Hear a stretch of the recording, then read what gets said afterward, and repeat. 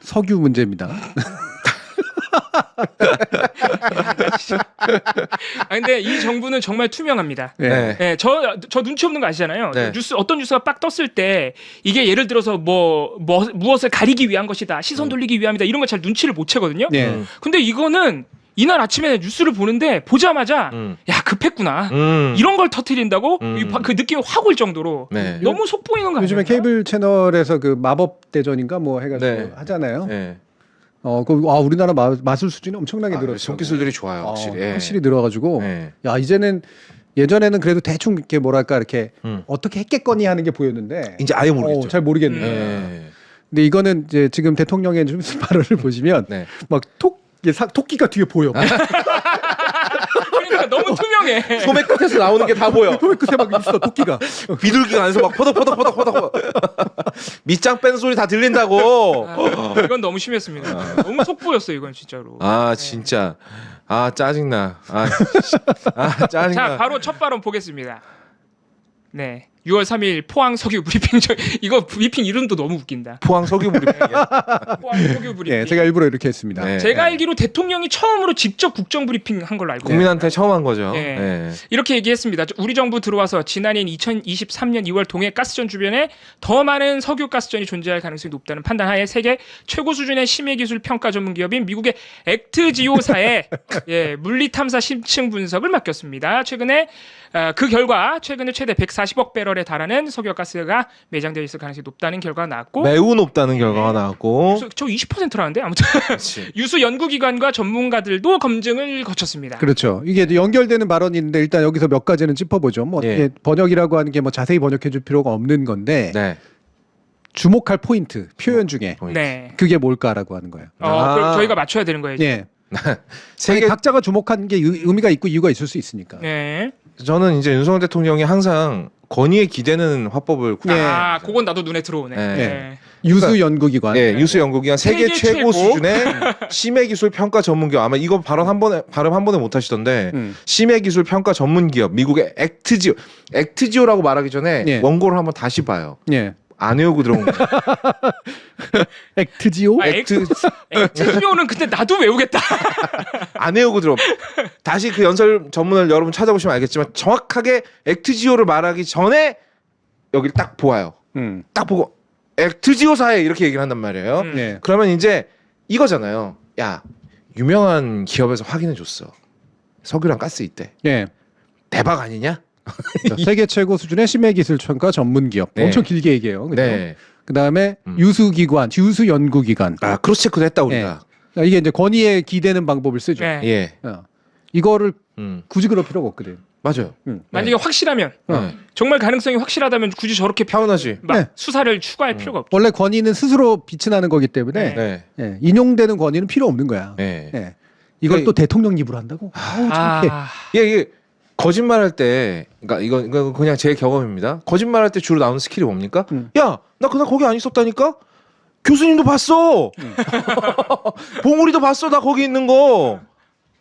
진짜 거기 있었으면은 다른 증거가 맞아요. 얼마든지 많아요. 예. 저도 어디 가서 나 정준희 교수랑 방송해 그러거든요. 하지 마. 하지 마. 그래서 이거는 그런 마인드. 세계 최고 수준의 심해 기술 평가 전문 기업 같은 그 쓸데없는 말들, 네. 권위를 빌려오는 말들을 쓰고 있다는 것 자체에서부터 네.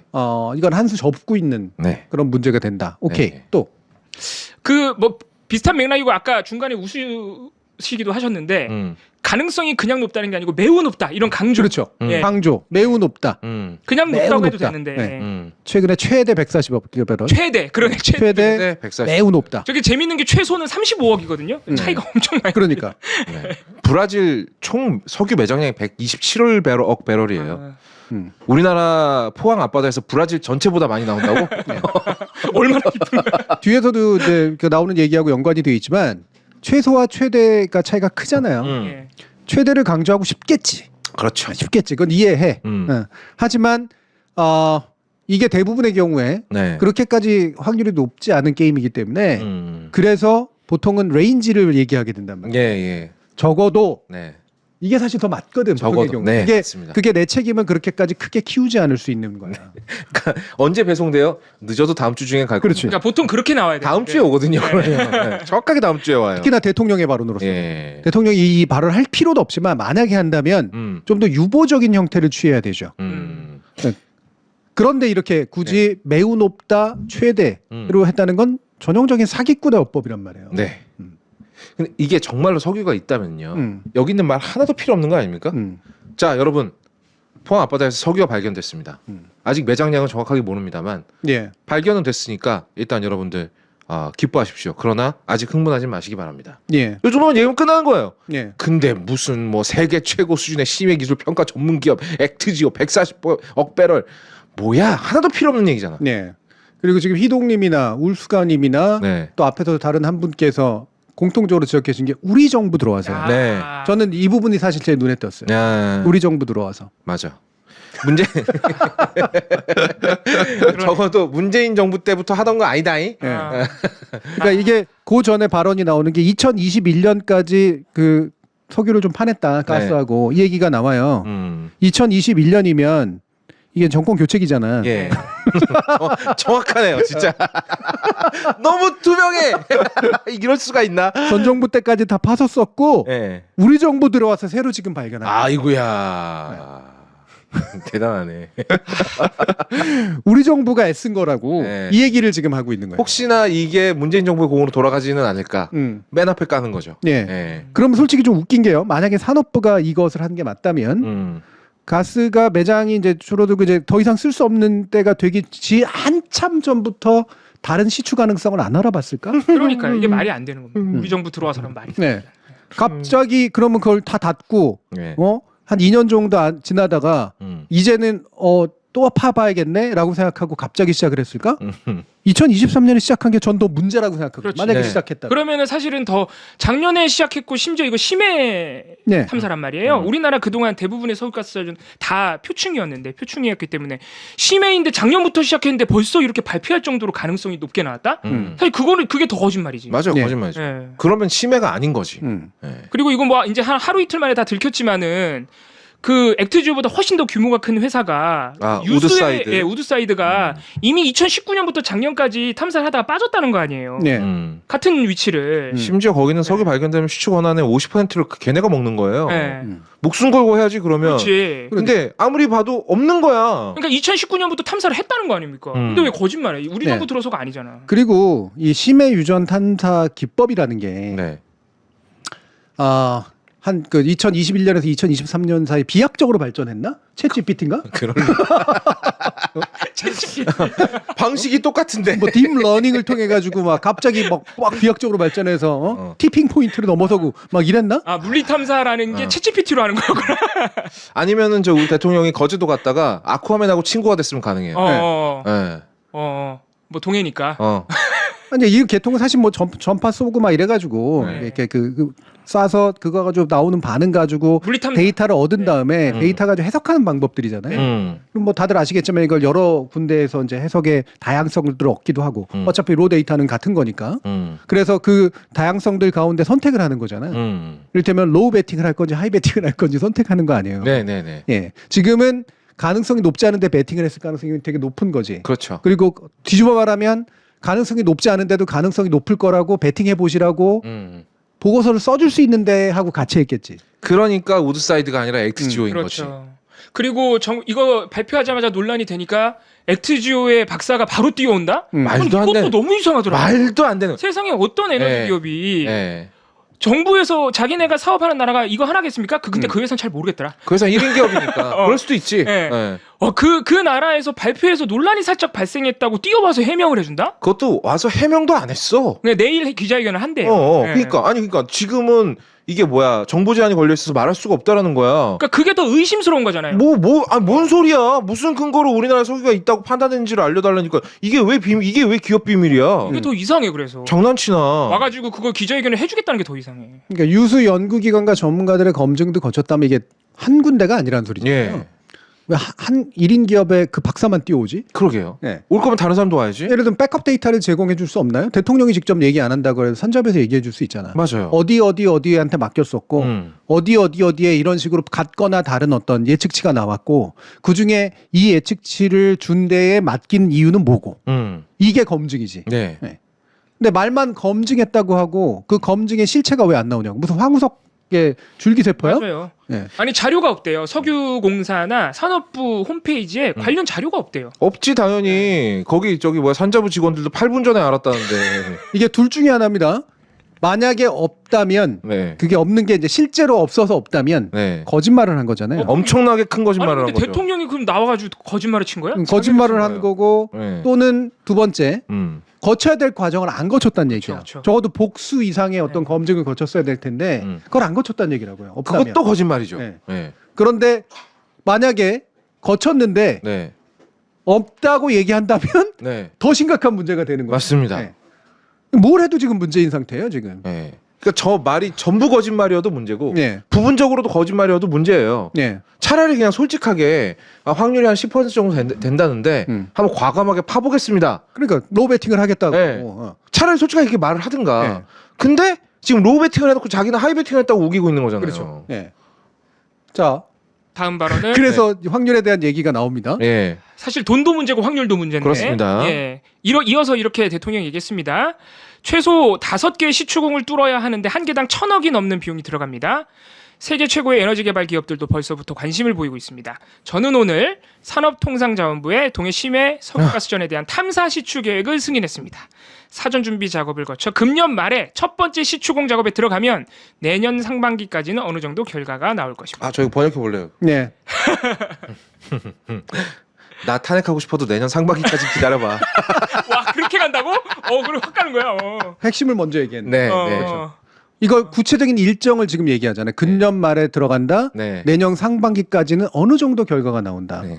자, 어느 정도 결과라는 말이 어떻게 보통 느껴질까요? 네. 어느 정도 결과라는 말이. 그러니까 이거 그때부터 이제 뭔가 성과가 나온다는 얘기잖아요. 그러니까 그렇죠. 이게 시추에는 석유가 눈에 보일 거라는 얘기잖아요. 그렇죠. 아니면은 가능성이 확실히 보인다든가. 예. 예. 원래대로라면 이게 만약에 제대로 된 말이라면 뭐냐면 가능성 여부에 대한 어떤 판단이 내려지게 될 것이다. 네. 하나 뚫어가지고 처음 안 됐어? 또 해봐야겠네라든가 이런 식의 것들에 대한 판단을 내리는 게 합리적이죠. 예. 근데 여기서 어느 정도의 결과는 어떤 효과가 있어요? 가스가 나올 거다라는 나올 것 같은 기분이 네, 들잖아. 그런 효과가 있는 거잖아요. 그러니까 내년 상반기까지 기다려 보면 나오든지 안 나오든지 할 건데 내가 이렇게 자신 있게 얘기를 하잖아. 그러면 나올 확률이 높다고. 예. 그러니까 나 좀 참아봐. 근데 내년 이건 상반기까지. 너무 거짓말이야. 근데 구멍 하나 뚫어보고 어떻게? 네, 그러니까 이게 너무 거짓말인데. 어느 정도 저기서 말하는 어느 정도 결과가 나오려면 최소 10년이에요. 이게 그리고 구멍을 뚫는다는 게 이게 탐사 시추 단계라는 게 구멍을 뚫어서 바로 나오는 게 아니거든요. 구멍을 뚫어서 말 그대로 내장량이 얼마나 되는지 조금 더 정확하게 추정해보고 석유의 질도 봐야 돼요. 아직도 이게 그래서 말 그대로 탐사 단계거든요. 네. 그래서 가능성이 나오는 수준인데 그것마저도 최소 2-3개를 뚫어야 된대요. 그럼요. 기본적으로. 당연하죠. 예. 근데 하나 뚫고 가능성 알아보는 단계에서 어느 정도 결과가 나온다고 굳이 말하면 지금 현재의 기술이라고 하는 건 네. MRI나 엑스레이 수준도 안 되는 영상 탐사 맞아요. 예, 정도의 수준이에요. 지금 한계. 그러니까 지금 할 수밖에 없는 게 그렇거든. 바다 깊이가 1km가 넘는다는데. 자, 근데 되게 흐릿한 엑스레이 사진을 받아가지고 여러 의사들한테 맡겨봤어. 암일까 아닐까 이러면서. 근데 암인 것 같다라고 얘기하는 사람도 있고 암이 아닐 것 같다라고 얘기하는 사람도 있어. 근데 제가 이제 암이라고 얘기하는 게 암이 좋은 건 아니긴 합니다만. 네, 네. 자, 암이라고 얘기하는 쪽에 지금 이제 건 거잖아요. 그렇죠. 예. 그리고 나서 이거를 뚫어보는 건 뭐냐면 말 그대로 침틈하는 거거든. 네. 배를 째보거나. 배를 째보거나 내시경- 침을 넣어서 또는 네. 내시경을 넣어서 조직 채취를 하는 거잖아요. 맞아요. 딱 그거랑 비슷합니다. 예. 조직 채취해서 끝냈는데 잘못 찔렀네? 이럴 수도 있는 거잖아요. 그렇죠. 5번은 찔러봐야 되니까. 예. 근데 처음 찔러가지고 내년까지 예. 제대로 찍었네가 나올 거라고 어떻게 확신해? 야, 이거는 20%의 5분의 1을 더 곱해야 돼요. 20에 20을 곱해봐야 얼마죠, 봉우리? 20에 20을 곱해요? 네. 400. 20%에 20%를 곱해보라고요. 됐어요. 0.04? 4%? 네, 맞아요. 4%. 다행이다. 예. 아이고, 대답 듣기 정말 어렵네요. 맞춘 게 그러니까 자기 스스로 5개의 시추공을 뚫어야 한다. 네. 그런데 세계 최고의 에너지 개발 기업들도 벌써 관심을 보이고 있다? 이상해요. 거짓말이에요. 네. 이거 다 거짓말이야. 이거. 요거는 뒤에 나오는 이재명 대표의 발언하고 이제 비교하기 위해서 제가 일부러 이제 따온 거고. 나머지 보면은 결국 맨 뒤에 말이 제일 중요한데 금년 말에서 첫 번째 시추 공작에 들어서 내년 상반기까지 어느 정도 결과가 나온다라는 말은 네. 불가능한 말이거나 네. 대놓고 거짓말을 해요. 거짓말. 대놓고 거짓말이죠. 네. 조금만 참아달라는 말뿐이 안 돼. 예. 네. 그러니까 저 말에서 조금 더 심화 번역이 들어가면 나 21% 나온 거 보고 진짜 무섭거든. 아씨 나 진짜 내가 탄핵 얘기를 내가 꺼내긴 했지만 탄핵 진짜 무서워. 근데 내년 상반기까지만 참아봐. 이 얘기하고 싶은 거예요 지금. 그러니까 언발의 오줌 누기식의 정책을 펼치고 있다라고 하는 게 너무 뻔히 보여요. 그래서 네. 어느 날 갑자기 대통령이 직접 브리핑을 해서 이거를 네. 국장급도 아니라 산자부 아마 장관도 안 하고 싶을 그러니까. 네. 그런 식의 내용인데 아 당연히 안 하지. 대통령이 나와서 이렇게 얘기하잖아요. 그러면 둘 중에 하나예요. 네.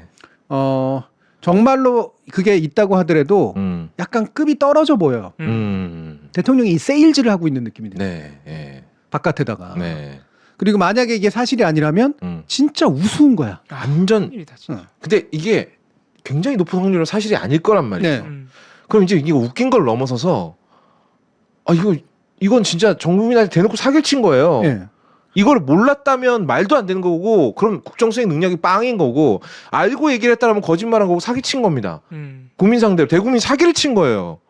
대통령의 언론 브리핑이나 뭐 기자회견도 잘 안 하는 사람이 네, 갑자기 나와가지고 갑자기 브리핑이라고 해서 그 얘기를 하면 네. 그 대통령이 하는 말에 실리는 무게라는 게 있지 않습니까? 그 무게는 일종의 공공자원이에요. 네, 공공자원입니다. 왜냐하면 대통령이라는 자리도 이제 공공자원이고 대통령의 발언도 공공자원이에요. 네. 그래서 그 발언을 아껴서 잘해야 돼. 음. 그 공공자원 하나가 주가를 올라갔다 떨어뜨릴 수도 있는 거고 국격을 올렸다 떨어뜨릴 수 있는 거 아니에요. 네. 그래서 되게 조심스럽게 하는 거고 이거는 틀릴 가능성에 대비해서 언제나 좀 더 낮은 직급의 사람에게 맡기지. 예. 그 사람이 떠넘기라가 아니라 사람들은 그 정도 수준으로 받아들이니까. 아 이럴 수도 있고 저럴 수도 있다는 얘기구나. 그렇죠. 저 정도 선에서 얘기했다는 얘기는 외국에서도 보더라도 그래 저 정도 급에서 지금 이렇게 발표를 한 거를 보면 뭐 한 20%만큼 관심 가지면 되겠구나. 이렇게 되는 거 아니에요. 대통령이 얘기를 해버리면 100 아니면 0이 되는 거야. 네. 네. 이 공공자원을 이렇게 쉽게 써버렸다고 지금. 그리고 거기다가 이게 들어가는 비용이 다 세금인데 결국에 네. 한두 푼도 아니고. 저거 조단이 들어갈 물론 거예요. 뭐 민간하고 또 같이 하겠지만은 네. 세금도 그런 마인드로 쓰겠다는 거야. 민간하고 그렇죠. 같이 되면 말고 되면 좋고 안 되면 말고 뭐 이런 식의 마인드로 지금 수조 원을 쓰겠다는 얘긴데. 민간하고 같이 하기 쉬울까요? 어떤 회사가 여기 들어오려고 그러니까 하겠어요? 미쳤어요? 이게 그래서 우리나라가 석유 탐사, 석유 시추를 1960년부터 했대요. 그래서 꽤 오래됐는데 그 뭐 기사도 나왔지만은 그동안 이런 사례가 없었겠습니까? 네. 많았대요. 뭔가 나올 것 같은 낌새가 있다. 그런데 그동안 이 탐사, 그러니까 물리 탐사나 탐사 시추 과정에서는 일부러 발표를 안 했대요. 뭔가 나와야 가능성이 조금이라도 커야 이걸 발표를 하는 거지. 그래서 박정희 때 유명한 일화가 있잖아요. 그 잿더리인가요? 거기다가 석유를 담아다가 박정희가 보는 앞에서 불을 붙였대요. 근데 불이 붙었대. 근데 석유판에만 불 안 붙거든요. 거짓말이잖아 그럼. 그러니까 하도 쪼이니까 밑에서 뭔가 퍼포먼스를 준비한 거죠. 그걸 보고 박정희가 발표를 했다는 거예요. 무식하게. 그렇죠. 박정희 정부 때 조금 네. 이런 비슷한 사건이 있었죠. 약간 아, 그럼요. 같은, 예. 네, 여러분들은 아직 안 태어났을 텐데. 네. 예. 저도 뭐 전해 들은 얘기입니다. 예. 이건. 네. 저는 보고 흥분했습니다. 아. 저기 나온대. 우리나라도 부자 되는 거야. 그러니까. 근데 그때 그 사안을 제외하면은 산업부조차도 발표를 잘 안 했다 그러더라고요. 예. 네, 그런데 이번에 갑자기 대통령이 튀어나오는 바람에 근데 저는 걱정되는 게 그 탄핵 조금만 기다려줘 이런 마인드의 또 그 기저에는 왠지 이런 생각이 있을 것 같은 거야. 아니 뭐 안 되면은 아이 원래 석유 탐사라는 게 그래. 그렇지. 가능성이 원래 낮은데. 맞아. 아이 그걸 시도 안 해볼 겁니까? 산유국 되는데 앞으로도 해야지 뭐 이런 식으로 하면 되지. 되면 좋고 뭐 이런 마인드일 것 같은 거예요. 대통령의 마음이 네. 뻔뻔한 마인드인 것 같은 거예요. 그러니까 내년 네. 만약에 1차 결과가 나왔다. 네. 근데 1차 결과가 별로 안 좋다. 네. 집권 3년 차에서 4년 차가 되네요. 네. 그죠? 그렇죠. 네. 그러면 뭐 2차도 있을 수 있다. 네. 네, 이러면서 나머지 1년 보내면 되는 거 아니야? 그렇습니다. 네. 아마 1차 실패하면 아마 이렇게 얘기할 거예요. 나머지 구멍들의 확률이 더 높아졌다는 그치, 식으로 또 얘기할 하면 겁니다. 되지. 예. 네. 조금만 기다려 주시라 국민 여러분 이딴 식으로 나올 거예요. 100%죠. 네. 자, 여기에 대해서 그러면 이제 이재명 대표가 한 얘기가 있습니다. 예. 보시죠. 바로 확률하고 연결돼서 이제 바로 그 확률을 얘기했어요. 네. 우리 옛말에 10중 8구라는 말이 있습니다. 확실하다는 뜻이죠. 10중 8구. 지금 석유 탐사를 놓고 확률이 20%라고 합니다. 이것도 뻥튀기한 겁니다. 반대로 얘기하면 80%는 아니라는 얘기입니다. 일선에 의하면 20%의 확률이니까 1000억씩 들여서 5번을 뚫으면 확실하다 이렇게 얘기한다는데 이런 소리 하면 안 되겠죠. 진짜 근데 되게 얌전하게 얘기했다. 정말 얌전하게 정말 바보로 그러니까 대통령을 약간 네. 사실 조금 바보로 본 거잖아요. 그치. 예. 그게 구멍마다 20%가 새로 확률이 생기는 거지 누적되는 게 아닌데. 오, 그러니까 보리. 그래서 아까 나한테 곱하기를 시켰구나. 그래. 그것도 모르니 약간 이런 식으로 사실 대통령을 좀 깐 거잖아요. 그렇죠. 오타가 좀 들어가 있습니다. 우리 일선에 의하면인데 네. 일선에 의하면 아, 이제 예. 오타가 들어가 있죠. 예. 20% 확률이니까 1000억씩 들어서 5번을 뚫으면 확실하다를 여당이 지금 얘기하고 있어요. 아. 이거 지금 너무 우리 정치가 너무 슬픈 거 아니야? 저 여기까지 내려온 거는. 속지 않았어요 혹시? 20. 아니. 5번 중에 한 번. 방금 입증했잖아요.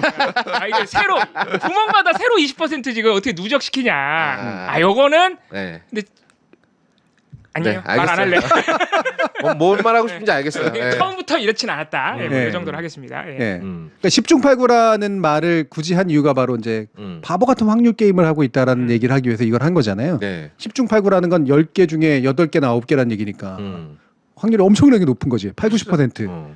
근데 아무리 높게 쳐야 20이라고 한다면 반대는 80%가 안 될 가능성이라는 얘기니까 10중 8구 안 된다는 소리거든요. 그렇지. 거꾸로 하면. 그렇죠. 10중 8구라는 말도 되게 절묘한 게 네. 올해 2월 달에 나온 보고서에는 10%라고 적혀 있었어요. 네.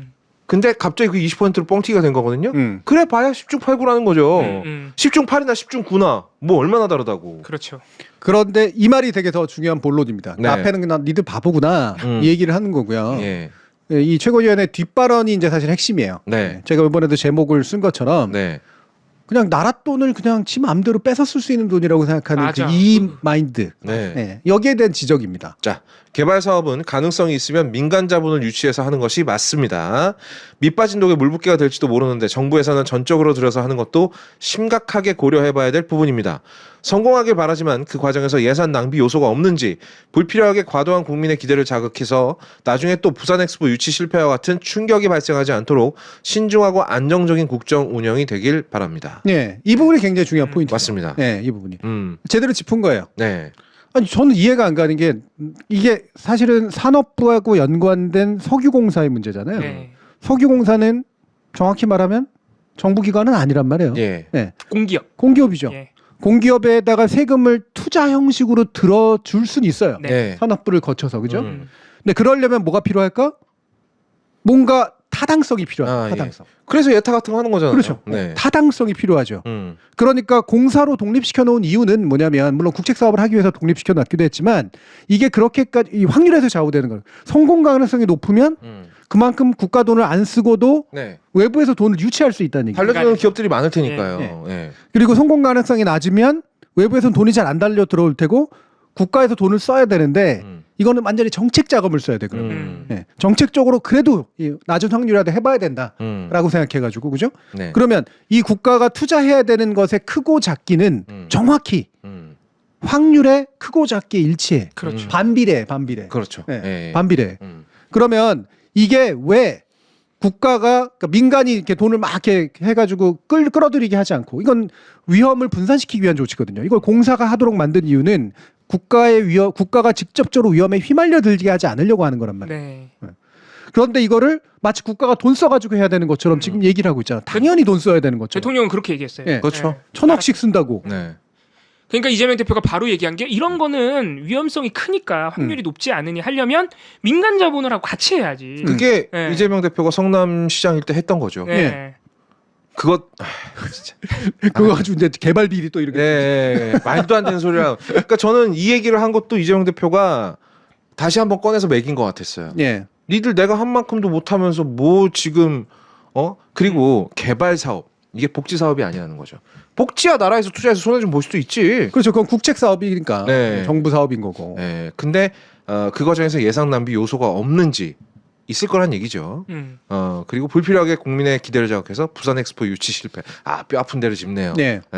충격이 발생하지 않도록 신중하고 안정적인 국정 운영이 되길 바랍니다. 네. 근데 사실은 이 사태는 이거 석유가 나올 거라고 사실상 거짓말에 가까운 발표를 한 건 부산 엑스포보다 더 심각한 거잖아요. 왜냐하면 부산 엑스포 유치를 위해서 세금을 쓰는 거는 우리가 아까 얘기한 국책에 가까워요. 그렇죠. 이건 나라가 정책적인 딱 결단을 해서 그렇지. 여기는 한번 안 되더라도 우리나라의 앞으로의 발전을 위해서 나라 돈 한번 써보자. 약간의 지역 부흥을 위해서 이제 네. 하는 거죠, 사실. 네. 근데 그거는 국책이라고 할 수 있는데 이거 가능성 낮은 석유 개발은 말 그대로 안 되면 빵이거든요. 안 되면 빵이니까 민간한테 맡긴다기보다 민간하고 같이 해야 되는데. 그렇지. 그러니까 더 심각한 사태가 될 수 있다는 거죠. 부산 엑스포보다. 그러니까 네. 부산 엑스포 실패는 어느 정도 실패도 이해해 줄 수 있잖아요. 그래 안 될 수도 있지 뭐 그거. 근데 하지만 이거는 28표가 나온 건 이해해 줄 수 없지만 그래서 비등하게 갔다가 실패했으면은 뭐 그냥 뭐 네. 젖잘싸 얘기 나올 수 있죠. 네. 네. 그러니까 최소한 거짓말 소리는 안 들을 텐데 거짓말 소리 같긴 한데 이거는 너무 거짓말이라는 거죠. 석유 개발은. 그러니까 가능성이 있으면 민간 자본을 유치해서 하는 것이 맞습니다는 굉장히 많은 걸 내포하고 있는 말이에요. 가능성이 정말 있어? 있으면 왜 민간 자본 유치해서 안 해? 이거 얘기거든. 진짜 아픈 얘기네. 네. 네. 그렇게 민간 자본 좋아하시는 분이에요. 네. 대통령은. 가능성 높다며 그 정도면 높은 거라며. 음. 그럼 왜 민간 자본 유치해서 할 생각을 안 하고 있지? 이 얘기거든. 그 이중으로 먹이는 거예요. 생각보다 가능성이 안 높다는 얘기지? 돈 잘 안 붙지? 그렇지. 그러니까 나라 돈 쓸 거지. 그러니까 밑 빠진 독에 물 붓기로 나라 돈 쓸 거지? 이 얘기를. 야, 그래도 이재명 대표 많이 참았네요. 저 같으면 아마 천공 얘기부터 했을 거예요. 그리고서 바로 날아갔겠지. 바로 당대표 자리를 내려놓겠습니다. 예. 근데 이것도 웃으면서 얘기했지만 저희가 만약에 천공 주변이거나 천공 제자라고 한다면요. 천공이 3일 전에 자기가 영상에서 얘기한 거 다시 편집해서 올렸잖아요. 네. 먼저 알고 있었다는 얘기예요. 그럼 내가 만약에 천공 제자라면 뭐 했을까? 주식 샀겠지. 엄한 놈들이 돈 벌었을 거 아니에요, 이걸로. 그렇죠. 중요한 거는 예. 초기에 먼저 사놔서 예. 초기에 올라가면 팔아야지. 그렇죠. 털고 나오는 사람이 있겠죠. 30%가 올랐어요. 그럼 만약에 내가 1억이 있잖아요. 1억 사놓으면 3천만 원 버는 거예요. 팔면. 이거 작전입니다. 그렇지. 예. 사실은. 작전이죠. 예. 작전이에요. 이게 작전이 아니면 뭐가 작전이야. 미리 알고 있었잖아. 이런 거 감시하라고 그거 있는 거 아닙니까? 금융조사원 같은 게 있는 게 아닙니까? 저는 사실은 여기서 이제 보면 이재명 대표가 성공하길 바라지만이라는 말 굳이 붙이잖아요. 네. 자칫하면은 이제 다 된 밥에 재 뿌린다. 네, 야당이 발목 잡는다. 정쟁화시킨다. 실패를 이런 얘기를 바란다. 들을까봐 네. 성공하길 바란다. 그 정말 성공하길 바라는 말을 해야겠죠. 예. 저는 되게 미안하지만 성공하기 안 바랍니다. 네, 저도요. 이런 식으로 할 거면 네. 성공할 가능성도 되게 낮을 뿐더러 이렇게 해가지고 만약에 바라는 대로 140억 배로 말도 안 되지만 그렇게 해서 나와서 산유국이 되면 우리나라의 경제 구조나 뭐 여러 가지 것들이 네. 막 갑자기 살림을 막 피고 부자 나라 되고 이제는 다 뭐 걱정할 것도 없는 그리고 그게 온전히 그거를 발표한 대통령이 공이 되는 이런 사회에 우리가 살고 있네. 그러니까 우리가 무슨 진짜 무슨 왕권 국가에 살고 있냐고요. 네. 뭐 왕의 덕이 뭐 하늘에 다 뭐 감동하셔서 땅에서 검은 물이 솟아나다 뭐 이럴 거예요? 그러니까 지금의 우리나라 그러니까 이제 그 기후 환경 위기나 이런 식의 관점에서 봤을 때 물론 이제 자원이 있는 건 좋은 일이지만 네. 그 자원 때문에 생기는 여러 가지 문제들이 있잖아요. 네. 사실 탄소를 계속해서 이제 화석 연료니까 이거 가지고 계속해서 팔아먹는 이제 나라가 돼야 된다는 소리거든. 네. 그리고 두 번째 그렇게 해서라도 일정 기간 동안 버는 돈을 가지고 네. 미래 펀드를 만들어서 네. 산업 전환을 하도록 만든다라든가 말해서 그대로 기본 소득을 준다든가 뭔가 이런 식의 청사진을 만들 수 있는 나라의 구조라면 또 모르겠어요. 근데 아마 조금씩 환경에 부담되지 않는 선에서 네. 갑자기 팍 하고 해가지고 쓰는 게 아니라 그것도 한 10년 뒤쯤 될 텐데 그거를 조금씩 해서 약간씩 필요한 예를 들면 뭐 석유 제품을 만드는데 이제 쓴다든가 이거를 에너지로 쓰기보다는 또는 국가가 필요한 어떤 비축 물량 같은 것들을 만드는데 쓴다든가 이런 식으로 해가지고 뭔가 나라가 우리나라에서 이제 이런 그 석유 자원이 나왔을 때 그 석유 자원을 지구에 부담도 안 되고 어느 정도 국가의 이익이 되면서 미래를 준비하는 방식으로 쓸 수 있을 것인가에 대한 우리나라의 청사진의 합의 구조가 있냐고. 아, 이건 그러니까 윤석열 대통령의 문제가 아니네. 그럼요. 우리나라 자체가 준비가 석유를 받아들일 준비가 안 돼 있다. 그러니까 올바르게 쓸. 옛날에 그냥 약간 기껏해서 한 2조 정도 되는, 그러니까 1조 투자해서 한 2조 정도 이익 얻은 게 이제 이쪽 영일만 쪽에 그 가스전이었었죠. 가스전 하나 나온 게 있어요. 예. 네. 그거보다 뭐 굉장히 많은 것들이 혹여 나온다고 하더라도 지금 우리가 산유국이라고 부르는 그런 나라들이 예. 예를 들면 아마 대표적인 게 노르웨이 정도가 아마 그나마 좀 모범적인 모델일 걸. 예. 그걸 가지고 자기 펀드 만들어, 국부 펀드 같은 거 만들어서 네. 복지국가 일부를 채우고 산업 전환 비용 같은 거 만들고 특히나 기후 위기에 대비하는 예를 들면 여러 가지 친환경적 에너지로의 어떤 그 시스템 전환 이런 것들을 위한 밑자금으로 쓰는 그런 방식으로 사회적 합의나 체계들이 마련이 됐다면 우리에게 자원이 생기는 건 도움이 되는 일이죠. 네. 근데 그렇지 않을 것 같거든. 그렇지 않은 상태이고. 우리나라가 뭐 이렇게 해가지고 뭐 복지 예산에 쓰겠다. 저는 그거에 그런 찬성한 걸 꼴을 한 번을 본 적이 없어요 지금까지. 본 적이 없어. 이것 때문에 제가 영화를 바꿀까 했었어요. 아, 뭘로요? 다음에 이제 그래도 다음에 하긴 할 건데 제가 두 영화가 떠오르더라고. There Will There Will Be Blood. Blood하고 네네. 예, 그거는 워낙 또 명작 영화니까 한번 하려고 그랬던 건데 네. 또 한 거 제가 애플 TV에 있었던 거 있잖아요. 애플 TV. 예전에 얘기했던 거. 꽃. 뭐, 아, 꽃. 맞아, 그것도. 예. 네. 플라워 킬링 문. 네, 플라워 킬링 문. 그것도 정말 예. 맞네요. 그리고 또 그것도 있어요.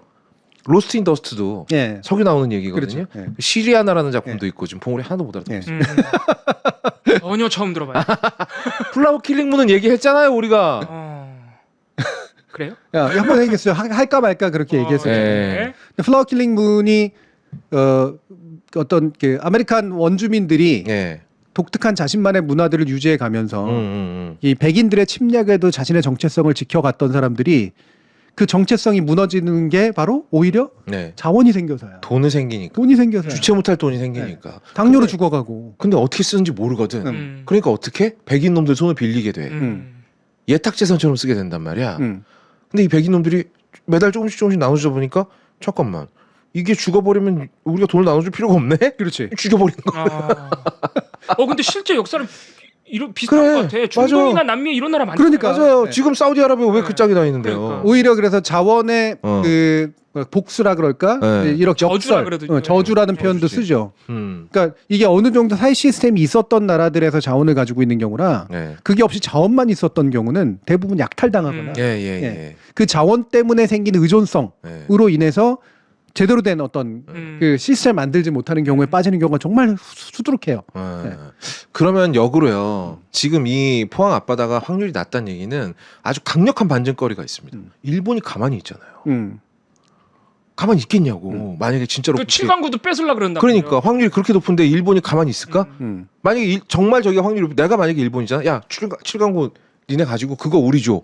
라는 식으로 나올 거예요. 그렇죠. 뭐 일본이 만약에 이 정도로 우리 대통령이 나서서 발표할 정도로 정말 가능성이 있는 곳이라면 일본이 몰랐을까라는 생각도 들어요. 당연히 모를 일본도 리가 알고 없죠. 있었겠지. 그리고 전 세계 경제지에서 앞다퉈 보도를 할 거예요. 그렇지. 브라질 총 매장량보다 더 많은 석유가 나온다니까 지금. 근데 아무도 보도하지 않았어요. 그러니까 최경영 외신에도 기자가 관심이 없어. 최경영 기자가 열심히 찾아봤더라고요. 단 한 군데도 없습니다. 계약 체결했다는 것만 기사에 나왔대요. 네. 뭐야? 그러니까 만약에 정상적인 정부라면 네. 이거에 대한 예를 들면 타당성이라든가 이런 가능성 수많은 시나리오를 검토해서 예. 자 어느 정도 확률이면 네. 어느 정도 믿을 만한 업체들에서 어느 정도 확률이 수치가 나오면 우리가 나라 돈은 어느 정도 태우고 민간 자본은 어느 정도 해서 네. 어떤 방식으로 개발하는 게 나을까 요 요 고민을 하는데 굉장히 많은 시간을 썼을 거라고. 그렇죠. 네. 예. 쓸 수밖에 없어요. 예. 예. 네. 안 그러면은 이거는 책임을 져야 되는 문제인데다가 나라 돈을 쓰는 일인데 만약에 그렇죠?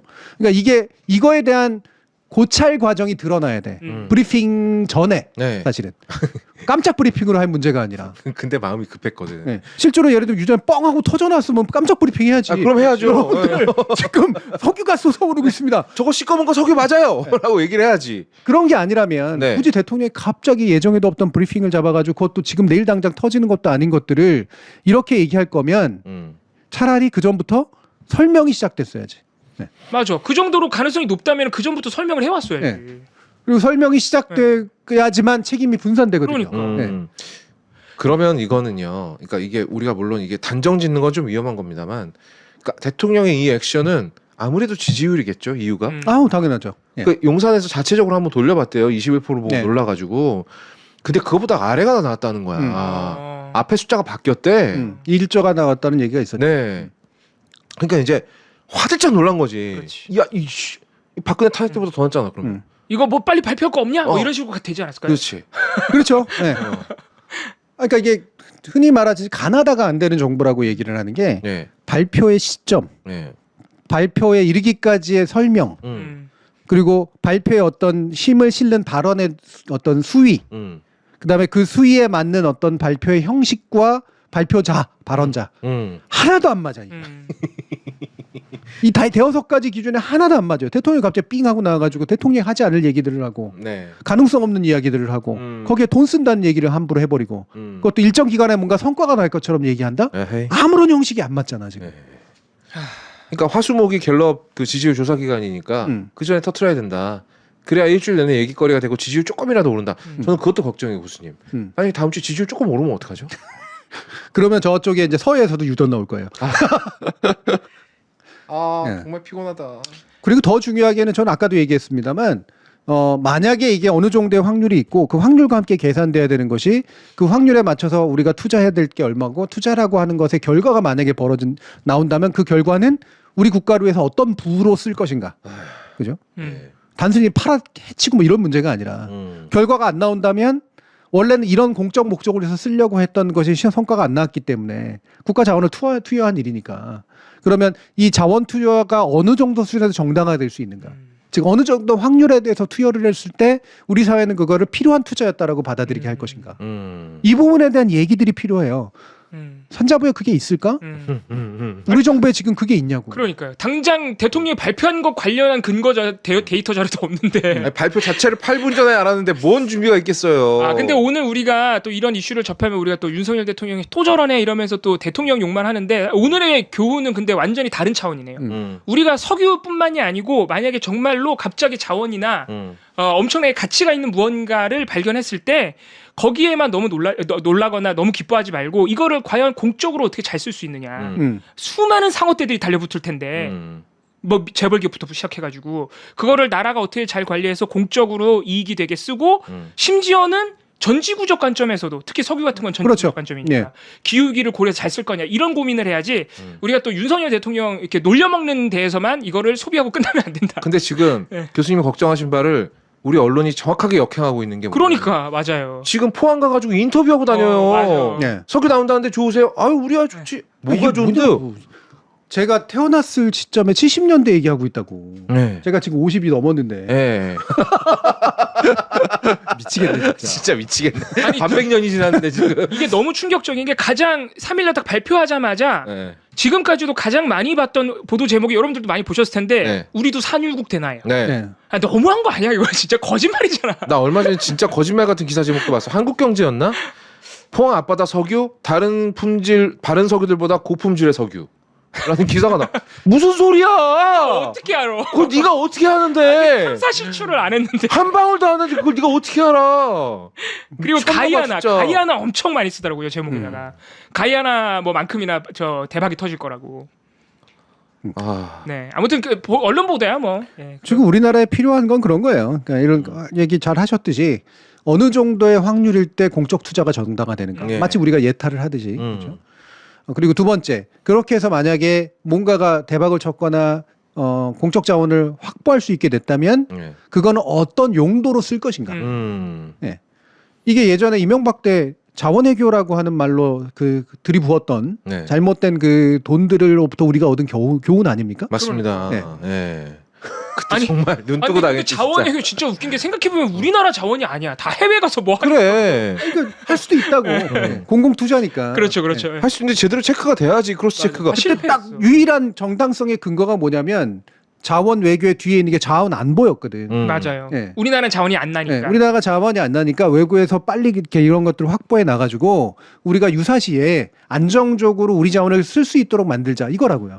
전쟁 시에 사실은 관점이지 상당히 많은 부분은. 네.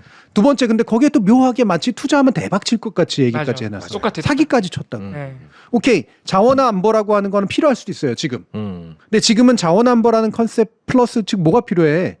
우리 사회가 어떻게 복리를 나눌 것인가라고 하는 거에 대한 사회적 합의도 필요하고 아까도 얘기했지만 전지구적 문제에 어떻게 우리가 동참할 것인가. 특히 적어도 자원. 예. 70년대로부터 50년 이상 지난 대한민국은 그 정도 얘기할 나라예요. 네. 얘기해야 되는 나라고요. 그러니까. 예. 복지에 대한 거, 전지구적 문제에 대한 거. 예. 이것까지 결합된 어떤 사회적인 그 절차나 합의나 시스템이나 기본적인 가치가 있어야 되는데 이게 아무것도 없는 채 70년대로 돌아간 얘기를 하고 있다면 너무 창피한 얘기지 이건. 아무튼 와. 슬픕니다. 근데 지금 2024년이라고.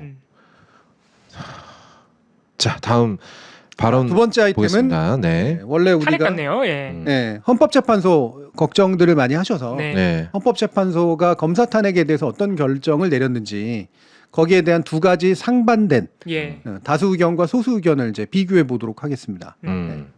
안동환 검사에 대한 탄핵 소추였죠. 네. 그리고 헌법재판소는 기각을 했습니다. 예.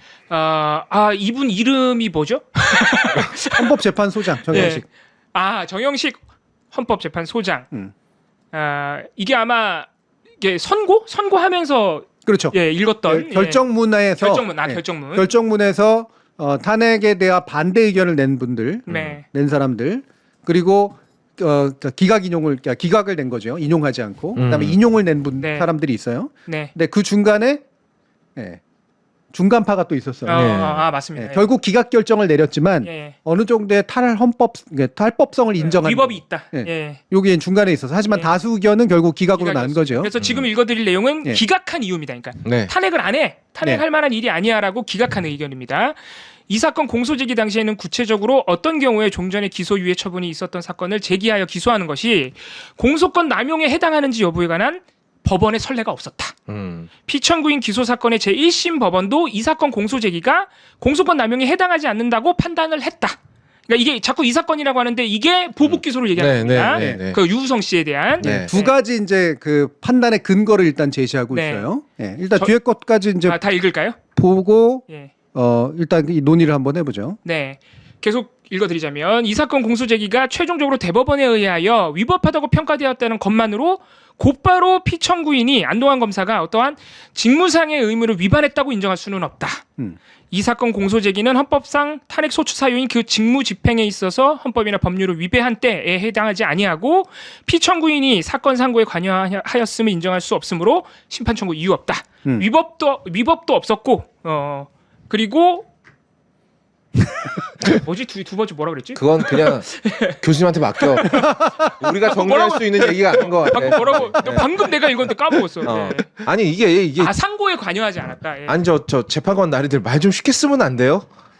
이거 어차피 이제 이건 법률문이라 가지고 네. 번역이 실제로 필요해요. 네. 법률문이라서. 네. 자 일단 두 가지 근거를 지금 댔단 말이에요. 네. 그 공소 제기 당시에는 종전에 기소유예 처분이 있었던 사건을 다시 기소하는 것이 공소권 남용에 해당하는지에 대해서 선례가 없었다. 그럼 난 좀 물어보고 싶은데요. 그러면 예전에 기소유예 처분이 있었던 사건을 꺼내서 다시 기소하는 게 올바른 활용입니까? 공소권에? 그러니까 그 부분에 대해서 예를 들면 첫 번째 논조는 이거거든요. 네. 결국에는 다시 기소할 당시, 네. 그렇죠? 공소권 남용의 대상이 되는 다시 기소할 당시에 네. 공소권 남용 등에 관련된 법원의 기존 판례가 없다. 네. 다시 말하면 검사들이 판례를 참조해서 내가 다시 기소할 것인가 그렇지 않을 것인가 여부를 판단할 만한 법적 근거가 없었다. 법적 사례가 없었다. 네네네. 그 얘기예요. 네. 네. 일단 두 번째. 제1심 법원도 이 사건의 공소제기가 공소권 남용에 해당하지 않는다고 판단했다. 요건 또 이제 판례가 이때 생겼다 뭐 일단 네. 이런 식이네. 판례가 생겼다기보다는 그 대법원은 이게 위법하다, 공소권 남용에 해당한다라고 봤지만 1심 법원에서는 법원은 인정했거든요. 공소권 남용에 해당하지 않는다라고 봤어요. 네. 그래서 그거 대북 송금이라니까 되게 이상하네. 아무튼 네. 그 유성 씨의 송금도 유죄 판결을 냈습니다. 1심 법원에서. 네. 아이고. 그래서 이 화면이었죠. 네. 그러니까 결국은 두 가지 이유가 두 번째 이유는 결국 뭐냐면 네. 아니 1심도 공소권 남용 아니라고 그랬잖아. 그럼 2심, 3심이 왜 있어? 그러니까. 2심, 3심, 1심, 네. 2심, 3심 중에 왜 하필 1심이 네. 헌법재판소 판단의 근거가 되냐고. 그러니까 헌법재판소가 가장 실망스러운 부분이 이거 저는 개인적으로 이 부분도 있었어요. 이 이럴 부분. 거면 헌법재판소가 아니, 왜 있습니까? 이거는 1심 판결을 굳이 가져온 것도 웃기지만은 대놓고 대법원을 무시하는 거잖아요. 그러니까 대법이 판결을 내려. 대법원 판결이 있는데 왜? 그러니까 그 뒤에 그래서 대법원이 그러니까 여기에는 지금 이제 제가 얘기를 안 해놨는데 저 뒤에 보면은 대법원에 관련해서 이제 이것에 대해서 위법하다라고 했지만 뭐 결과적으로 종합적으로 볼 때 굳이 위법하다라고 볼 게 없다 이런 식으로 지금 네. 얘기하고 있는 거예요. 그러니까 1심 판결은 자기네가 인용할 정도로 너무 좋아. 근데 대법 판결은 아야 그것만으로 모든 걸 판단하지 마. 그렇지. 근데 우리 법 체계상 대법원이 최종 판결자인데. 일단 헌법재판소는 네. 헌법에 위배됐는지와 법률에 위배됐는지 그것이 중대한지 세 가지를 따집니다. 네. 네. 예, 그 탄핵에 대해서는. 예. 그러면 헌법에 위배됐는지는 누가 다 따져? 헌법재판소가 헌법재판소가. 따지겠지. 그렇죠. 예. 그럼 법률에 위배됐는지는 누가 따져? 법원이 따져야지. 법원이 따지지만 헌법재판소도 따질 수 있어요. 자기네들도 따로 당연하게 따질 수 있습니다. 예. 예를 들면 저기 박근혜 탄핵 때 그렇죠. 위법 여부 판단. 위법 여부 판단했잖아요. 네. 네네. 예. 자기들은 그 헌법재판관이라는 게 사법적 판결을 못 내리는 사람인가? 3심 법원에 안 있을 뿐이지 위법성에 대한 판단할 수 있어요. 예. 1심, 2심, 3심 기다렸다 하면은 자신의 권위를 내려놓는 일이지. 그렇지. 근데 심지어 자신이 그 법률적인 판단을 할 때 법원의 판단이 있으면 유리하죠. 언제나 판례가 있으니까. 네. 그렇잖아요? 유리하잖아. 근데 대법원의 판단이 있음에도 불구하고 1심 법원 거를 굳이 끌고 왔어. 너무 이상하잖아. 이거 이상하죠. 법의 체계 자체를 좀 뒤집어 놓은 거잖아. 네네네. 자기가 스스로 판단하지도 않고 그다음에 판단 중에서도 일부의 판단만 가져와. 아니 법관들 사이에서 원래 판례가 그렇게 중요하다면서요. 네. 근데 이때는 또 그 판례 우선순위 가지고 깨버린 거잖아요. 예. 그러니까 그리고서 첫 번째 근거는 그 당시 그러니까 이거를 했던 검사가 예, 공소권을 이제 쓸 때는 공소권 함부로 쓰면 안 돼. 나는 판례가 없었다는 거야. 예. 그럼 그런 판례들이 다 있어야지 검사가 공소적 판단을 내리나? 그러니까. 네. 예. 애초에 그 행위 자체가 탈법적인지 아닌지를 판단을 하는 거지. 예. 그러니까 검사라고 하는 존재가 정부를 대신해서 법률적 판단을 내리는 자잖아요. 그러니까. 말을 되게 교묘하게 하고 있는데 되게 틀린 말이네. 그러니까 그래서 이게 되게 감정을 자극하는 게 그러면은 검사는 선례가 없으면 아무것도 못해? 우리 바로 이런 생각 들잖아요. 그러니까요. 적으로. 근데 저 뒤에 그 탄핵할 만하다고 하는 분들 의견 중에 그것도 인용하셨는지 모르겠는데 그런 내용이 있어요. 한 번만 더 신중하게 생각하고 기소했으면 위법이라는 걸 바로 알았을 것이다 검사가. 이건 너무 뻔하기 때문에 그런 얘기를 하거든요. 예, 바로 문영배 재판관. 예. 문재인 정부 때 임명된 분이고요. 네. 여러분들이 아시는 그 누구지? 응? 어, 헌법재판관? 예, 이 문영배 헌법재판관이 네. 여러분들이 아시는 그 다큐멘터리에도 나왔던 어? 분이에요. 어떤 다큐? 김장하. 어른 김장아. 네. 아. 그래. 어디서 이름을 들어봤다 했어. 그래도 난 기억을 안 나긴 하는데. 어른 김장하에서 김장하 선생의 장학생이었던 분. 진짜 어쩐지 판결이 훌륭하시더라. 진짜 판결이 예. 훌륭하죠. 이분이 냈던 그 의견들이 다 괜찮은 의견들인데 물론 문영배 재판관만 낸 게 아니라 3인의 이제 그 소수 의견으로 나온 겁니다. 네. 그 내용을 한번 보자고요. 네.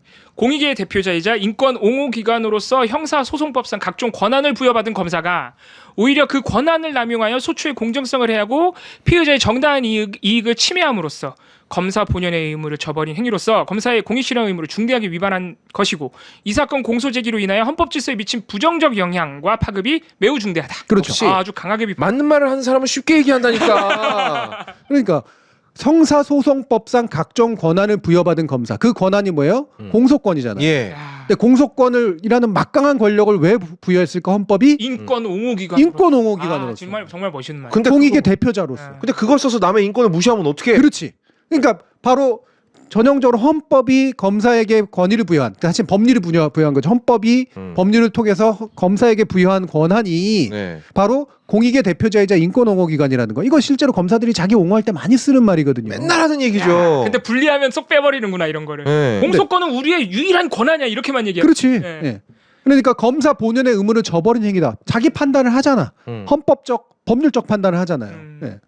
스스로가 네. 판례를 굳이 인용함이 없이, 물론 뒤에 나오긴 합니다만. 그래서 검사로서의 공익실현의 의무를 중대하게 위반한 것이다. 예. 검사의 의무를 위반했다. 그리고 게다가 이것이 이렇게 공소권 남용을 함으로써 결과적으로 헌법이 보장하고자 하는 질서에 대단히 큰 부정적인 영향을 끼쳤다. 이거예요. 이게 헌법재판소가 내려야 될 판단 아닙니까? 너무 맞는 말이네. 기본적으로. 너무 맞는 말이야. 지금 자꾸 뭐 판례 가지고 왔다 갔다 하지 말고 네. 헌법이 요구하는 공소권의 행사가 뭔지를 봐라.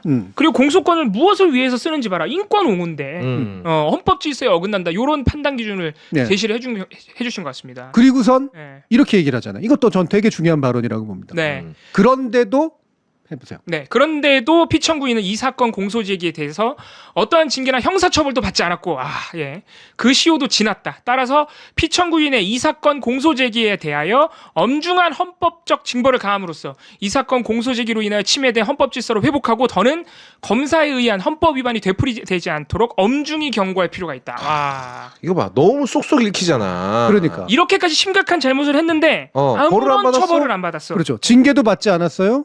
형사처벌 안 받았어요. 형사처벌을 지금이라도 할까? 시효가 지났어요. 그러니까 무슨 수단이 남았지? 그러니까 헌법재판소가 있다. 탄핵밖에 없잖아. 그러니까.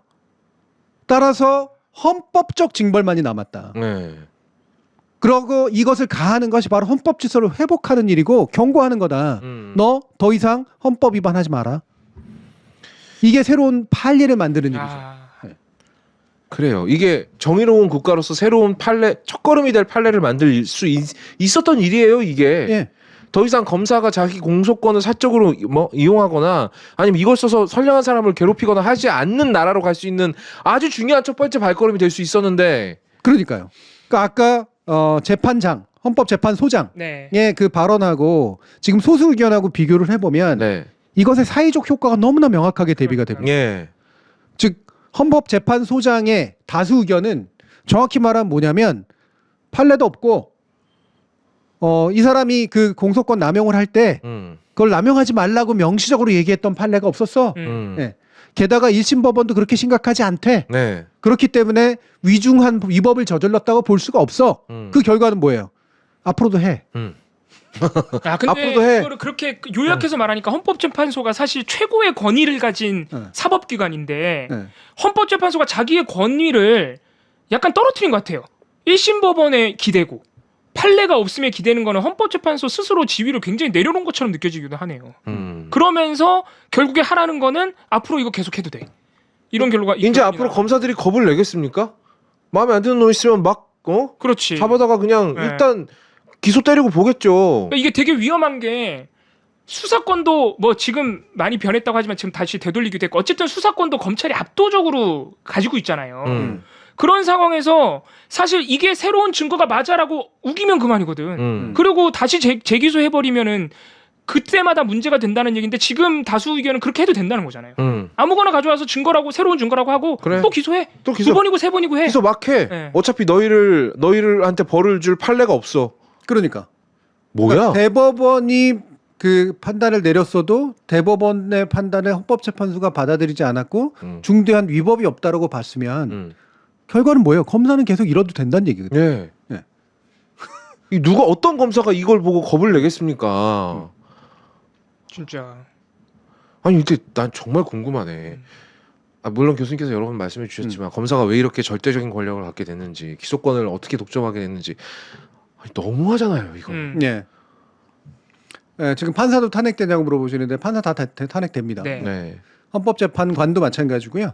판사도 마찬가지고 다 이제 탄핵이 되는데 그 탄핵한다고 해서 또 탄핵 심판을 또 누가 하냐면 헌법재판소가 합니다. 물론 헌법재판소 재판관에 대한 탄핵은 그 대상자는 이제 제척되겠죠. 예. 아니 근데 같이 일하던 사람 아니에요?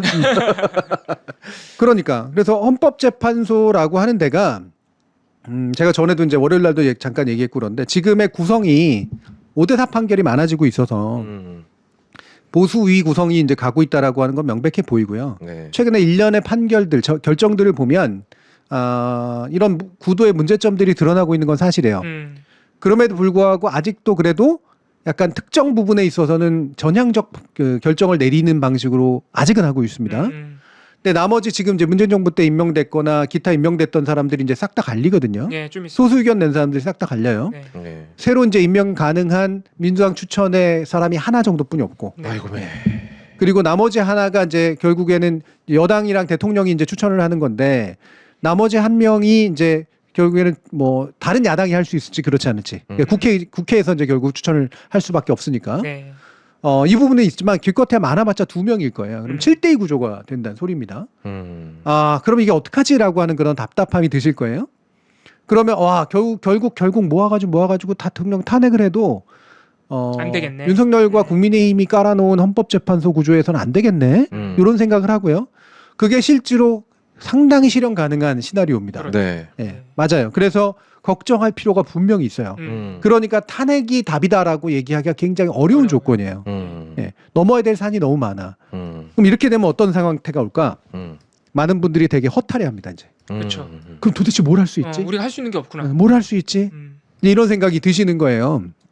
근데 제가 월요일 날에도 얘기를 했었는데 헌법재판소는요 보수 구성이 된다고 하더니 박근혜 때도 보수 구성이 훨씬 많았었어요. 그런데도 결국 전원일치로 판결이 나왔지 않습니까? 네. 예. 결국에는 뭐냐면 그 당시에 사회적 분위기와 정당성, 민중의 압박 이게 훨씬 더 중요하다는 얘기입니다. 그 당시에 예를 들면 국회에서도 탄핵 결정이 이루어진 것은 중요한 이유는 정말 소수를 제외하고는 다수가 그냥 돌아버렸기 때문인 거잖아요. 그 당시 박근혜의 지지율은 10%도 안 됐기 때문에. 네. 이 엄청난 파도를 정당이 먼저 움직여서 국회가 먼저 움직이고 그러니까 헌법재판소도 긴장하고 이 구조로 이루어진 거예요. 그렇기 때문에 만약에 정말로 탄핵이 될 만한 상황이 오고 그렇게 해서 국회에도 마음도 돌려진 상황이고 사람들의 분노가 정말로 치밀어 오를 지경이다. 그럼 헌법재판소가 반드시 그 민의에 반하는 방식으로 움직일 거다라고 생각할 수 없습니다. 다시 말해 우리는 자꾸 지금 어떤 생각을 하냐면 헌법재판소가 이러네? 탄핵을 해야 되는데 헌법재판소가 이러네? 탄핵도 못하겠네? 어떻게 해야 되지? 그럼 재판관도 탄핵해, 개헌해 이런 식의 이제 다른 대안들을 자꾸 찾으려고 한다는 거예요. 네. 저는 그 다른 대안을 찾을 필요도 있지만 우리는 자꾸 가장 매력적이어 보이는 가장 빨리 우리가 원하는 결과들을 낼 수 있을 것 같은데 올인해. 여기서도 약간 마음이 급하고 게으른 게 있네. 그렇지. 그래서 물론 이제 저는 이걸 게으르다까지 표현하고 싶지 않습니다. 네. 그만큼 절박하다고 저는 이해하고 싶어요. 그 에너지를 그 절박한 에너지를 하나에만 올인하는 게 그렇게 좋은 게 아니라는 거예요. 자꾸 정치공학적으로 올인해. 예. 그러니까 자꾸 특정 인물이 예를 들면 국회의장이 돼야 되고 특정한 사람이 뭐 예를 들면 법사위원장이 돼야 되고 특정한 누군가가 막 뭘 해야 되고 이런 식의 어떤 되게 단순한 카드로 우리의 운명을 맡기려고 자꾸 해요. 예. 이거 도박이네. 네. 석유 나오는 확률이랑 비슷한 도박. 저는 그 절박함과 그 마음을 이해하지만 그리고 그 진짜로 면밀하게 고민할 필요가 있죠. 이왕이면 좋은 국회의장이 돼야 되고 이왕이면 좋은 법사위원장이 필요하고 그죠?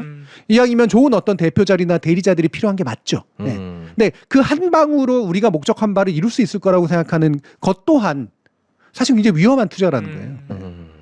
그래서 이를테면 제일 중요한 거 만약에 올인을 한다면 정말로 현 정부에 대해서 우리 국민들이 느끼는 분노의 크기를 90% 이상으로 끌어올려야 돼요. 이게 제일 중요합니다. 올인하자면 이거에 올인해야 돼.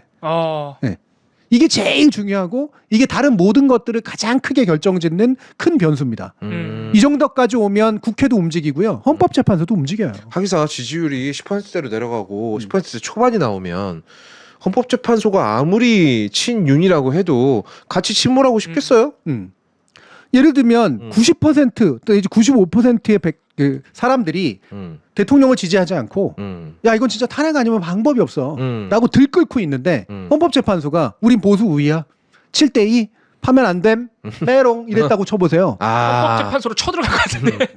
그 분노는 아마 헌법재판소 그냥 안 놔둘 겁니다. 박살 나겠네 네. 진짜. 그때 박근혜 탄핵 때도 선고 당시에 엄청나게 많은 사람들이 헌재 앞에 와 있었죠. 그러니까요. 네. 어떻게 보면 그 열기에 헌법재판관들도 좀 나쁘게 얘기하지만 겁을 먹었을 수 있다. 야 이거 그럼요. 장난 아니구나. 우리가 네. 잘못 판단하면은 저분들이 우리한테 오겠구나라는 생각을 했을 수 있다. 네. 실제로 그 전에 국회에서 탄핵 결정 날 때도 국회 감싸고 있었잖아. 네. 막 손잡고 호위하고 있었어요. 호위하고 네. 있었지. 네. 그런 압박감. 음.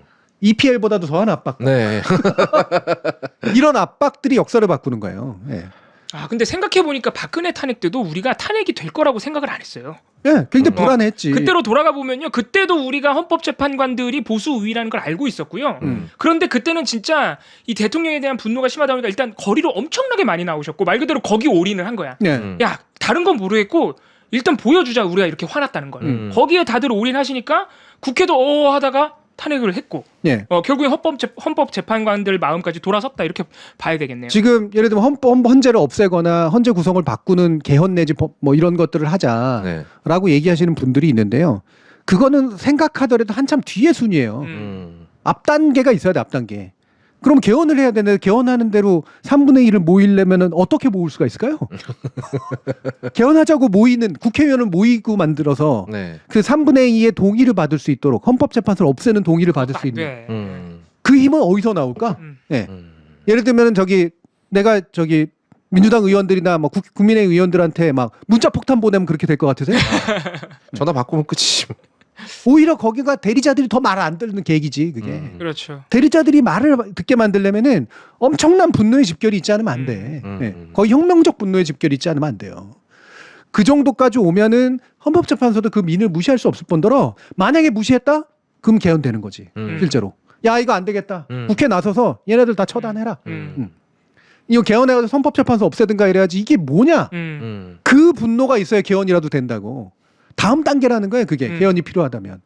그게 없이 마치 정치공학적으로 지금 개헌해가지고 헌법재판소를 없애고 헌법재판관을 갈아치우고 아니면 뭐 예를 들어 헌법재판소장이나 이런 사람들 국회 동의 안 해주고 이런 식으로 뭔가 압박을 가하면 지금 헌법재판관이 움직일 것 같냐고요. 저희 오히려 반감만 사죠. 여러분들이 문자폭탄 보내도 의장 마음대로 안 뽑아주는데. 반감을 더 살 뿐이다. 그러니까 어떻게 보면 우리가 이거 탈핵도 안 될 것 같은데 저거 해보자. 이것도 안 될 것 같은데 저거 해보자. 이거는 사실은 그건 사실 뭐 저한테도 그런 마음이 있는 것 같은데 지금 아직 거리로 나갈 결기가 안 생긴 거야. 사실 박근혜 정부 때는 탄핵이고 뭐고 이거 안 되겠다 나가자 이거였거든요. 그 우리가 지금 올인할 필요성이 있는 건 그 마음에 그 여론의 열기를 결집시키는 거지. 자꾸 다른 방법들만 고민하는 거 어떻게 보면 되게 이게 제가 좀 심하게 표현하게 되는데 게으른 거다 어떻게 보면. 네. 네. 그리고 이제 뭐 지금 고양이 날다님도 얘기하시는데 그거 어떻게 모으면 좋을까? 그러니까 그게 참 어려운 거거든요. 예를 들면 나의 분노가 있는데 나의 분노가 남의 분노하고 만나서 결집돼야지 이게 생기는 거잖아요. 맞아요. 여러분들이 아까 저희가 이제 그 초기에서 얘기했던 것처럼 이제 그런 막 이제 뭔가 누군가를 낙인 찍고 사적 제재를 가하는 것에 되게 쉽게 모이니까 그 쉽게 모이니까 힘이 느껴지잖아요. 잘못 모인 건데 사실은. 그리고 모이려면 딴 데 모여야 되네. 딴 데 모여서 뭔가 근본적인 어떤 해결책을 도모해야 되는데 네. 거기 힌트는 있단 말이에요. 다시 말하면 어떤 흐름이라고 하는 건 제가 월말 강좌 때 이제 지난 월말 강좌 때 강조한 건데 흐름이라고 하는 건 내 물 한 방울을 만들어내는 게 아니에요. 내 물 한 방울의 의지가 만들어내는 게 아니야. 그런데 내 물 한 방울의 의지가 없으면 그렇다고 그 흐름은 또 안 만들어져. 예. 있다고 해서 만들어지는 게 아니지만 없으면 안 만들어지거든. 그럼 있어야 돼 일단. 그리고 나서 뭐 해야 돼? 이게 뭉쳐지는 어떤 순간들을 봐야 돼. 나는 끊임없이 내 일을 해야 되고 그 방향으로. 그 뭉쳐지는 순간들이 바로 나의 의지가 비로소 발화되는 그런 순간이거든. 그 순간은 쉽게 오지 않아요. 그리고 사실 역사에서. 예측도 안 되고 뭔지도 몰라. 네. 현재를 사는 우리는 그게 뭔지 잘 모르는데 예. 어느 순간 인계점이 팍 터지듯이 그게 예. 하나 온다는 거죠. 그렇죠. 문득 온다는 거지. 여러분들이 2017년에서 16년 사이 생각해 보세요. 그 몇 개월 사이에 그렇게 우와 하고 분노의 물결이 일어날 아무도 거 예상 어떻게 못했잖아요. 아무도 생각 못했지. 진짜로. 물론 그걸 하기 위해서 끊임없이 시위를 했던 분들의 그 그렇죠. 물방울이 있었지. 그렇죠. 예. 그게 있었기 때문에 거기에 물이 그냥 더해지면 막 넘친 거죠. 맞아요. 예. 그래서 이걸 하는 것도 필요해요. 하지만 내가 당장 이걸 안 하고 있다고 해서 나는 잘못되고 있는 일을 하는 게 그렇지, 아니야. 그렇지. 나의 마음의 의지들을 주변의 의지들과 어느 순간 찬란하게 일치시킬 수 있는 그 순간들에 터뜨려야 되는 거라고. 예, 지금 많은 분들이 나 나가고 싶어도 일하느라 못 나가 이렇게 죄책감을 느끼실 수 있는데 그러진 마시고 어느 순간 나도 이거는 나가야겠다 하는 순간이 분명히 올 것이고 그 순간을 우리가 잘 포착하고 기회를 잘 잡아서 잘 보여주면 우리의 분노를 된다는 것이죠. 그게 네. 역사적 순간이. 저는 이게 제가 뭐 길지 않은 인생을 살았기 때문에 함부로 할 얘기는 아니지만 그렇다고 또 짧지만은 않기 때문에 네. 70년대 그 검은 진주 노래 불렀던 사람으로서 네. 제7광구 네. 예. 얘기할 수 있는 게 제가 그 기간 동안 겪었던 역사의 변곡점들이 있었어요. 네. 그리고 그 변곡점들은 자주 안 왔어요. 예. 세상이 그지 같아도 네. 자주 안 오더라고요. 맞아. 네. 근데 그 자주 안 온 것들이 결국 오긴 오더라고요. 그리고 올 때는 굉장히 많은 것들이 쌓여서 오더라고. 내가 올 것 같았던 그 많은 그지 같은 것들이 다 쌓여서 한 번에 그렇지. 오는구나. 근데 지금 그러니까 이렇게 얘기를 해도 이제 또 여전히 좀 회의적으로 보는 분들이 있는 것 같아요. 저는요. 네. 우리 시민들은 충분히 알고 있다고 생각해요. 이 사람들이 몰라요. 이러다가 정말로 돌풍이 일어나서 지네들이 맞아. 먼지 쪼가리처럼 같이 찢겨 날아갈 수도 있다는 사실을 음. 모르는 것 같아요. 음. 우리가 지금까지 이건 제가 다른 방송에서 한번 했던 얘기인데 우리가 지금까지 너무 얌전한 혁명만 해서 그런가? 그렇죠. 네, 사실은 그런 문제도 있어요. 네, 진짜로 한번 피와 살을 맛보고 싶나? 우리나라는 사실 혁명의 경험이 없는 나라죠. 엄밀히 말하면. 폭력 혁명은 없었죠. 네. 우리나라는 이제 명예혁명은 몇 네. 번 한 거죠. 네, 그렇죠. 명예혁명. 그러다 보니까 누구나 다 지금 최악을 권력자 입장에서 최악을 촛불 시위로 인한 탄핵 정도로 최악으로 보고 있는 것 같아요. 근데 미국, 유럽 안 그렇잖아요. 아, 그럼요. 거기는 최악은 암살이잖아요. 그러니까 눈치를 보는 거지.